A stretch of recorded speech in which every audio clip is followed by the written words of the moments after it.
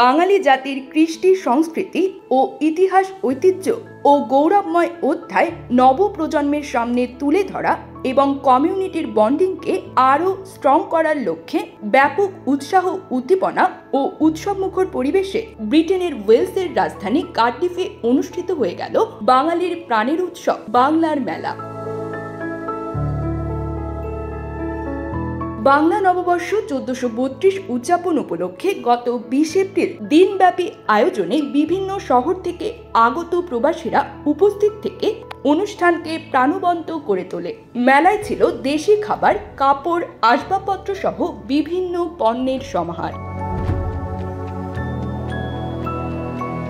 UK বিডিটিভির chairman ও Wales Bangla নিউজের সম্পাদক, community leader ও সাংবাদিক মোহাম্মদ মুকিস মনসুরের সভাপতিত্বে এবং বাংলার মেলার মূল আয়োজক বিশিষ্ট সাংবাদিক রাকিব খান ও যুব সংগঠক ইমরান উদ্দিনের যৌথ পরিচালনায় অনুষ্ঠিত প্রোগ্রামের শুরুতে ফিতা কেটে বাংলার মেলার শুভ উদ্বোধন ঘোষণা করেন লন্ডন বাংলা প্রেস ক্লাবের ভাইস প্রেসিডেন্ট বিশিষ্ট সাংবাদিক ও লেখক সাইম চৌধুরী।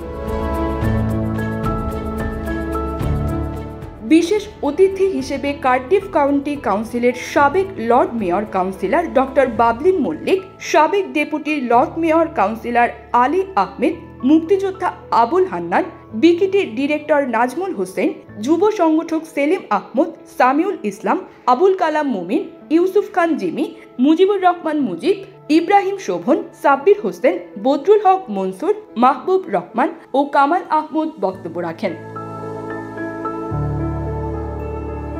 আমন্ত্রিত অতিথিরা এই সুন্দর আয়োজনের জন্য আয়োজক প্রতিষ্ঠান বিকিটি ও হোডিক লিমিটেড এবং ওয়েলস বাংলাদেশ ইউথ সোসাইটিকে আন্তরিক ধন্যবাদ জানিয়ে জাতীয় ঐক্য, সংস্কৃতি ও বাঙালি পরিচয়ের প্রতীক বাংলার মেলা প্রতি বছর আয়োজনের জন্য অনুরোধ জানান। বাংলাদেশের একটা নববর্ষ থেকে ভালো লাগতেছে সবাইকে দেখে এবং বাংলাদেশের ঐতিহ্য কারিকে নিয়ে আসার জন্য। ফেস্টিভ্যাল আমি অনার্ড যে আমার ইনভাইট করা হয়েছে, and just especially to see all that in Cardiff is just amazing.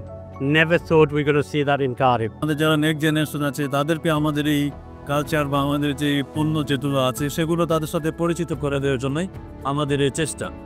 মেলা আমি এসে খুবই আনন্দিত হয়েছি, খুবই প্রাণবন্ত হয়েছে, প্রচুর লোকের সমাগম হয়েছে। এই জন্য আপনাদের উদ্যোক্তাদেরকে আবারও আমার হৃদয় থেকে, অন্তরের অন্তঃস্থল থেকে আপনাদেরকে ধন্যবাদ জানাচ্ছি। প্রকৃত অর্থে বাংলায় কিছু কি একান্ত ঐতিহ্য আছে, বাংলার নিজস্ব কিছু জিনিস আছে। আজকে এই মেলায় যে বেতের তৈরি, মাটির তৈরি জিনিসগুলোকে দেখতে পেলাম, তার বিশাল সমাহার দেখতে পেলাম। আমার মনে হচ্ছে এভাবেই আল্লাহ আসলে বাংলার ওই টুম্পটে প্রবাসের দিকে তুর্কির দিতে পারি।